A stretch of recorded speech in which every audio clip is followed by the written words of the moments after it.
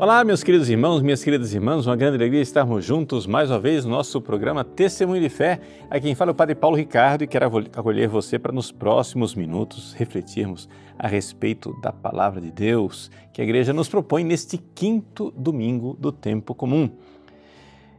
Nós ouvimos nos dois últimos domingos o início da vida pública de Jesus, quando ele foi na sinagoga de Nazaré e começou a pregar o Evangelho.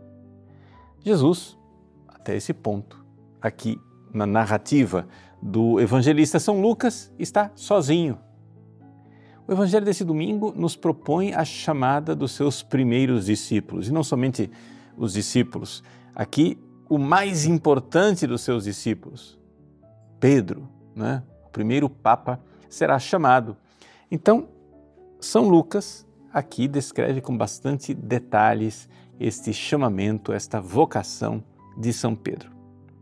Ao ler esse evangelho, então, nós podemos, de alguma forma, olhar para a nossa própria vocação, para a nossa vida, como é que deve ser o nosso relacionamento com Jesus.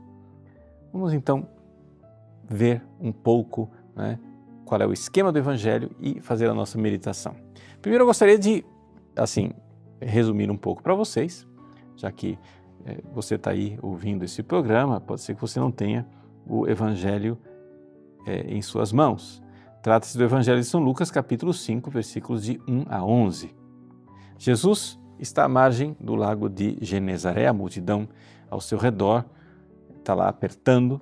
Ele então vê duas barcas e se senta na barca de São Pedro e usa aquela barca como uma espécie de púlpito, de onde ele prega para as multidões. Terminada a sua pregação, Jesus então diz para Simão: avança para águas mais profundas. Simão Pedro objeta, dizendo assim: olha, trabalhamos a noite inteira, Mas ele faz um ato de fé em Jesus. Isso é que é interessante. Ele poderia dizer assim: Jesus, eu sou pescador, eu entendo desse negócio, nós trabalhamos a noite inteira, que é o momento mais propício para a pesca, não me faça trabalhar duas vezes. Mas ele não faz isso. Ele faz um ato de fé e diz: Senhor, trabalhamos a noite inteira e nada pescamos, mas, em atenção à tua palavra, vou lançar as redes. Então, eles vão e lançam as redes e acontece a pesca milagrosa. Diante desse prodígio, Simão Pedro se atira aos pés de Jesus, dizendo: afasta-te de mim, Senhor, porque sou um pecador. E todos ficam muito espantados. Jesus então se volta para Pedro e diz: não tenhas medo, de hoje em diante tu serás pescador de homens. Então, é mais ou menos esse o resumo do Evangelho. Vejam, se você for no Evangelho de São Marcos, o chamado de Pedro parece que foi uma coisa assim repentina. Jesus estava passando na beira do lago, eles estavam lá lavando suas redes, vem, segue-me, pronto, largaram tudo e seguiram. Mas esses relatos resumidos aqui estão apresentados de forma mais ampla por São Lucas. É compreensível, por exemplo, que São Mateus fale com menos detalhes da vocação de São Pedro, já que o Evangelho de Marcos, de Mateus, são evangelhos que estão muito ligados aos acontecimentos. O Evangelho de Marcos é o Evangelho do próprio Pedro, é Pedro narrando aquilo. Então, por modéstia, São Pedro não entra em detalhes da sua vocação. Já Lucas, que é um evangelista que não conheceu Jesus pessoalmente, ele ouviu esses relatos e certamente guardou no coração esses detalhes. O próprio evangelista São Lucas, nós ouvimos há 2 domingos atrás, ele diz que fez uma investigação dos acontecimentos a partir das testemunhas que viveram isso aí. Então aqui nós estamos diante de um relato detalhado e a gente pode olhar em profundidade. São essas cenas preciosas que o Evangelho nos dá, em que a gente pode conhecer um pouco a psicologia dos discípulos, ver as atitudes de Jesus, conhecer um pouco íntimo do coração de nosso Senhor. Então, vamos lá. Jesus está pregando a palavra. É interessante, né, que Jesus pede emprestada a barca de Simão. E aqui a primeira coisa que Jesus faz para conseguir pescar Simão, sim, porque aqui trata-se de um relato de uma pesca milagrosa, mas o grande pescado, né, nesta pesca milagrosa é Simão Pedro. Jesus então joga a isca. E a isca que ele joga, em primeiro lugar, é pedir algo para Simão. Ele pediu a barca dele emprestada. E aqui é importante você olhar para a sua vida, quando Deus pede alguma coisa para você. Gente, o maior sinal de que Deus nos ama é quando Ele nos pede algo. Quando Jesus lá, né, na Samaria, no poço de Sicar, se aproxima da samaritana, ao meio-dia, na hora do calor, e ele olha para aquela mulher e diz assim: dá-me de beber. Ali começou a salvação. É lindo isso, gente. É maravilhoso. Quando Deus nos pede algo, a salvação está entrando na nossa casa. Então, o que é que Deus está pedindo para você? O que é que Deus está pedindo para sua família? Às vezes você está dizendo assim: mas padre, eu comecei a participar da igreja, estou indo lá, etc e tal, e as coisas começam a ficar difíceis, né? É que Deus está pedindo algo de você. Ele está pedindo algo, está pedindo dá-me de beber, está pedindo a barca emprestada. E então, São Pedro, que acha que está fazendo um favor para Jesus, na verdade, está sendo agraciado, porque ele pôde seguir bem de pertinho aquela pregação de Jesus, e Jesus então começou a falar no coração de Pedro. Começou a aquecer o coração dele. E é exatamente porque São Pedro pôde ouvir tão de perto a pregação de Jesus, que quando Jesus chega e diz: avança para águas mais profundas e lançai vossas redes para pescar, Pedro se sentiu interpelado. Pedro se sentiu tocado por aquela palavra, embora fosse uma palavra irracional. Veja só, olha só o caminho, olha os passos, né, psicológicos que Jesus usa. Primeiro, ele pede uma coisa. Quando ele pede, a pessoa acha que está fazendo alguma coisa por Deus. Na verdade, é Deus que está fazendo por ela, porque Jesus começa a pregar e Pedro começa a aquecer o coração e começa a ter fé. A fé surge no coração de Pedro e ele então está pronto para dar um passo de confiança, de abandono nas mãos de Jesus. Olha, Jesus, a minha racionalidade humana me diz que a esta hora do dia nós vamos ter dificuldade de pescar. Porque se no momento propício em que nós, pescadores experimentados, tentamos pescar, que é de noite, com o lago em silêncio, sem esse tumulto de gente, essa multidão na margem, fazendo barulho,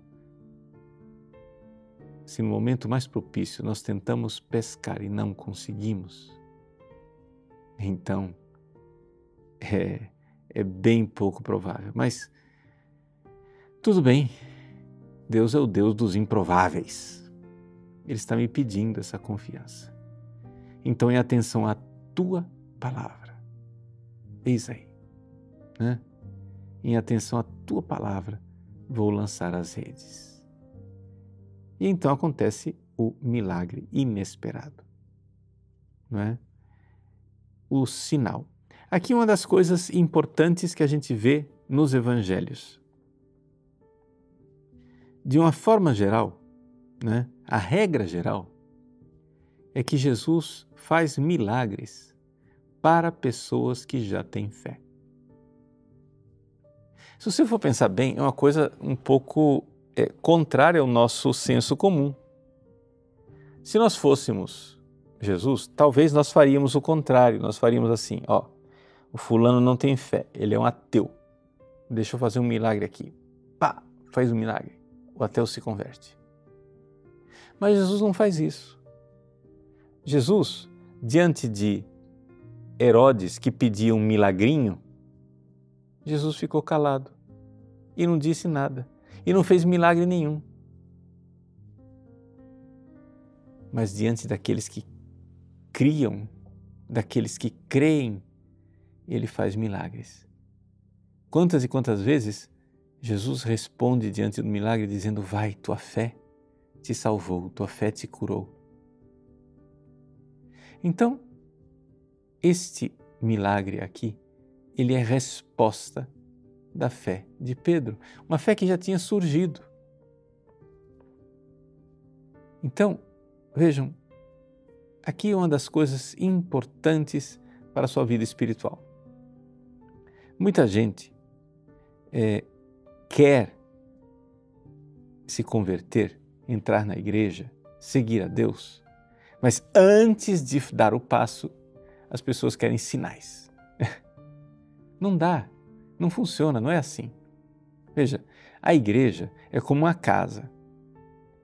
É muito difícil você conhecer uma casa olhando pela janela desde fora. Quando você está fora da casa e está olhando para a janela lá dentro, o que é que você vê? Você tem um horizonte muito limitado. Você só consegue realmente conhecer a casa quando você entra. E você então passa pelos cômodos desta casa. Você vai visitando cada parte da casa e vendo os detalhes. Você precisa entrar. Veja, é uma coisa que pode parecer um pouco espantosa para as pessoas, né? Mas para você ver que a Igreja Católica é a verdadeira igreja, você precisa sair da timidez, desse medo que você tem e dar o passo e confiar. Você precisa entrar. Padre, mas não tem sentido nenhum. Claro que tem. Como é que você faz quando você aprender a nadar? Se você vai aprender a nadar e você está na beira da piscina fazendo movimentos, mas não entra na água, você não vai aprender a nadar nunca. Você só aprende a nadar entrando na água. A mesma coisa nós podemos dizer com relação à igreja, à fé em Jesus. Você precisa dar o salto. Um salto que pode parecer, num primeiro momento, bastante irracional. Mas uma vez que você entra, que você dá o pulo, você então começa a enxergar desde dentro. E aquilo faz todo sentido, né? As coisas começam realmente a brilhar no seu interior. Então, se você ainda é um católico um pouco acanhado, assim, com medo de dar o passo, de crer no que a igreja crê, eu convido você a dar o passo mesmo. Eu convido você a avançar para águas mais profundas, como Jesus está fazendo no Evangelho. Vai lá. Entra na igreja de verdade. Mas na igreja de 2000 anos, na igreja dos santos, né? Não fique assim, pensando na igreja católica a partir dos jornais, né? Qual é a notícia que você tem da Igreja Católica de jornalistas? Olha, deixa eu dizer para vocês, uma das coisas mais decepcionantes que tem na face da Terra é essa história de jornalista. Todos os anos, a Igreja celebra a Semana Santa, né? Aí, claro, Semana Santa, um grande feriado, digamos assim, um grande evento social. Então, as televisões, as rádios sempre indicam jornalistas para fazer a cobertura da Semana Santa. E eu já várias vezes atendi jornalistas dando indicações. Gente, é impressionante como as redações escalam jornalistas que não entendem absolutamente nada de religião, não entendem patavinas. Você tem que explicar para eles o beabá mais básico e fundamental. Você tem que ensinar para eles quem é Jesus Cristo, que eles não fazem ideia de quem seja Jesus Cristo. Como é que você vai cobrir a Semana Santa se você não sabe nem quem é Jesus? Né? Então a mesma coisa quando eles vão falar de igreja católica. O que é uma igreja católica para esses jornalistas? Eles só vão cobrir, só vão falar de coisas, de escândalos, né? De pedofilia, de corrupção, de uma abordagem absolutamente estranha à igreja. É como se você pegasse um jornalista e pedisse para ele falar sobre sua mãe. Ele ia abordar a sua mãe a partir de uma pseudo-verdade externa que ia deixar você desconcertado. Por quê? Você ia dizer, esse cara não conhece minha mãe, não sabe quem é minha mãe. Eu que vivo com ela, sei quem ela é. Então, não caia nessa tentação de achar que o que os meios de comunicação transmitem a respeito da Igreja Católica, a Igreja Católica é verdadeira. Esse pessoal não somente está olhando de fora, mas está olhando de forma distorcida. Por quê? Porque foram treinados nas faculdades de jornalismo a olhar a Igreja Católica como uma grande adversária, né? A causa de todos os males do mundo atual. O que é uma distorção bem absurda. Então, vamos lá. Entre na igreja.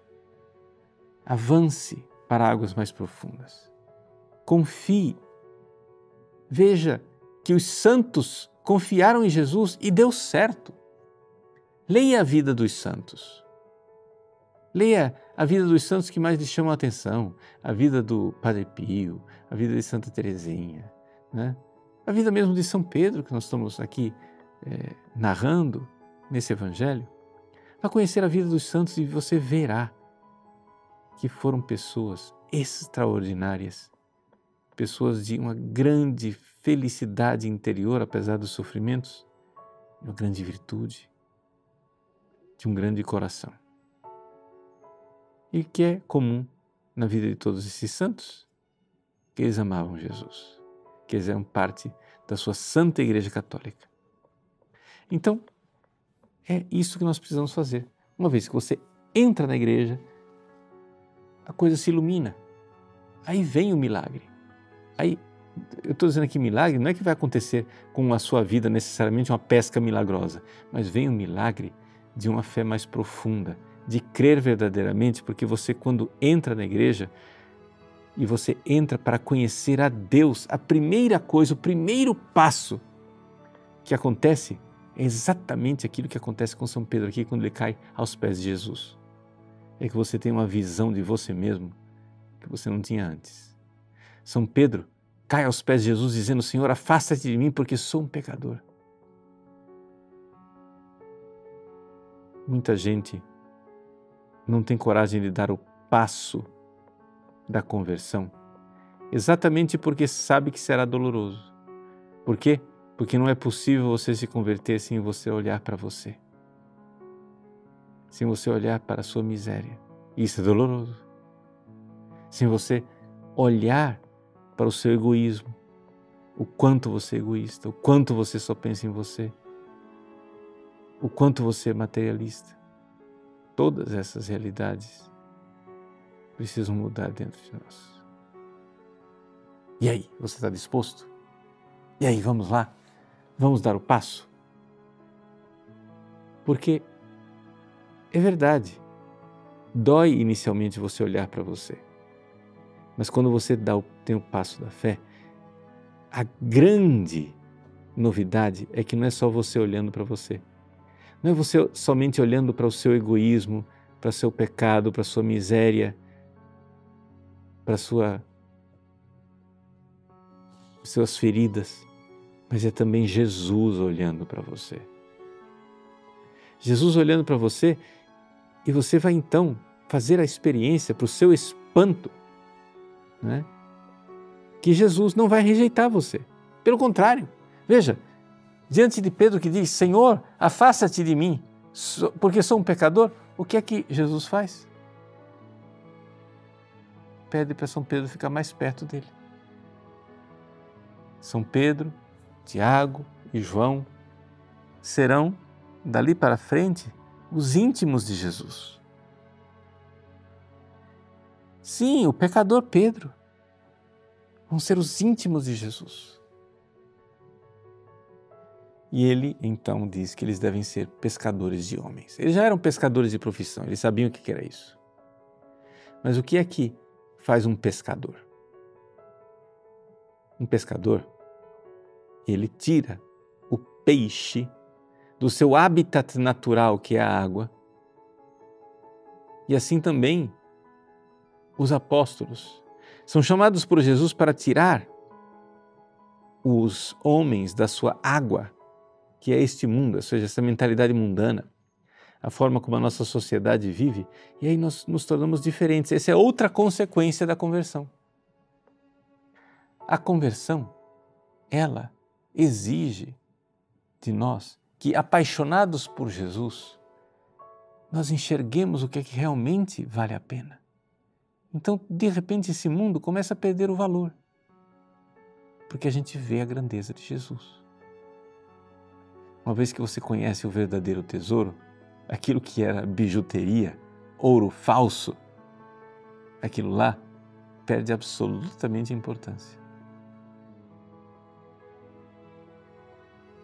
Eu me lembro que uma vez, eu comprei uma capa dessas que se usa em procissão. Comprei uma coisa bem, assim, digna, porém baratinha, E teve um outro padre que comprou uma super capa, toda dourada, etc e tal, uma coisa vinda da Europa, importou da Europa, etc, etc. Aí eu fui e tinha um amigo que tinha visto a minha capa, e quando ele encontrou a capa desse outro padre, que era toda preciosa, etc. Nossa, padre, olha, diante dessa capa aqui, a sua capa se tornou um trapo, um farrapo, é um nada, isso aí é um pano de chão. Eu estava todo contentinho com a minha capa pluvial e virou um pano de chão diante da preciosidade do outro. Só para dizer um exemplo, que é isso mesmo. Quando a gente conhece Jesus, o verdadeiro tesouro, esse mundo aqui vira um pano de chão. Vira um nada, vira uma bobagem. E então, vai acontecer realmente de você se sentir, nesse mundo, um peixe fora d'água. Esse mundo aqui, uma vez que você se converte, vai ter isso. Então você vai ter que procurar outros cristãos, com os quais você vai amar as mesmas coisas e rejeitar os mesmos pecados, para então ser comunidade de fé, igreja, fazer parte dessa santa igreja de Deus, da qual Pedro é a pedra e Jesus Cristo, a cabeça invisível que nos governa. O corpo místico. Pois bem, esse é um pouco o itinerário desse evangelho, Sabendo que para a gente fazer parte da igreja nós precisamos entrar nesta fé que é transmitida ao longo dos séculos. A segunda leitura desse domingo nos lembra isso. Trata-se do capítulo 15 da primeira carta de São Paulo aos Coríntios, em que São Paulo fala, pela primeira vez na história, alguém escreveu o relato da ressurreição de Jesus. Então, ele apresenta isso, ele escreveu isso lá pelo ano 54, e apresenta isso como sendo uma tradição. Ou seja, aquilo que ele recebeu, eu vos transmiti, em primeiro lugar, foi aquilo que eu mesmo tinha recebido. Você quer ter fé? Você não vai inventar a igreja, você vai fazer como São Paulo. Você tem que crer naquilo que você recebe da igreja ao longo dos séculos. E o que nós recebemos da igreja ao longo dos séculos é a grandeza de Jesus, como na primeira leitura do profeta Isaías, que diante da majestade de Deus se sente um homem de lábios impuros, como São Pedro, que diante de Jesus diz: afasta-te de mim, que sou pecador. Então, que Deus abençoe você e coragem, dê o passo na fé, avance para águas mais profundas. Em nome do Pai, do Filho e do Espírito Santo. Amém.